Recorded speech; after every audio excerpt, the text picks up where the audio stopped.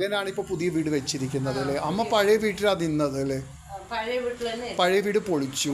അപ്പോൾ അമ്മ പുതിയ വീട്ടിലേക്ക് വന്നപ്പോൾ എന്തൊക്കെയാ? ആ, പക്ഷെ അവർക്ക് അത് വൃത്തിയായിട്ടിരിക്കണം. അവർക്ക് ഞാൻ വൃത്തിയില്ല, പിന്നെ പോരാൻ പറ്റത് അമ്മ വൃത്തിയില്ല എന്നുള്ള രീതി. പിന്നെ പേരക്കുട്ടികൾ പറയാൻ തുടങ്ങി. ഒരു പേരക്കുട്ടി വലിയ പേരക്കുട്ടി പറയാൻ തുടങ്ങി, ആർക്കാ ചോറ് വയ്ക്കുന്നത്, ആർക്കാ ദോശ ഉണ്ടാക്കുന്നത് എന്ന് പറഞ്ഞു. അപ്പോൾ മരുമകൾ പറഞ്ഞു, നിങ്ങൾ നിങ്ങളുടെ അമ്മായിയെ നോക്കിയിട്ടില്ല, അമ്മനെ നോക്കിയിട്ടില്ല എന്നൊക്കെയാണ് ചോദ്യം. എൻ്റെ അമ്മനെ ഇവിടെ ഞാൻ തൊട്ട് ഒരു മൂത്രം വരുന്നതാണ്, ഈ ചെയർ അമ്മയ്ക്ക് വാങ്ങിയതാണ്. അമ്മയ്ക്ക് വാങ്ങുമ്പോഴേക്ക് എൻ്റെ അനിയത്തി വന്നു.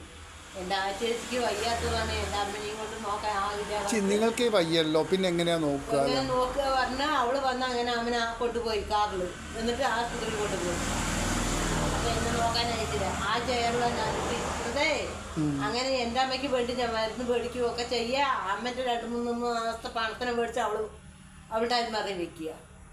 ഏത് നിങ്ങളുടെ അമ്മയുടെ അത്രയും പൈസക്കുള്ള ആഗ്രഹമായിരിക്കും. പൈസക്കുള്ള തെറ്റില്ല. അങ്ങനെ ചെയ്ത് ഞാൻ എന്താ പറഞ്ഞു, അതൊക്കെ പറഞ്ഞു. എനിക്ക് നിങ്ങളുടെ ചോറും കഞ്ഞിയൊന്നും വേണ്ട, എനിക്ക് കഞ്ഞി ആരും കഞ്ഞി തരും. ഞാൻ ചെറുപ്പത്തിലും അതുപോലെയാണ്. സ്വന്തം കാര്യം നിൽക്കുക എന്നുള്ള രീതിയാണല്ലേ? ശരി അമ്മ, ഞാൻ എന്നിറങ്ങും.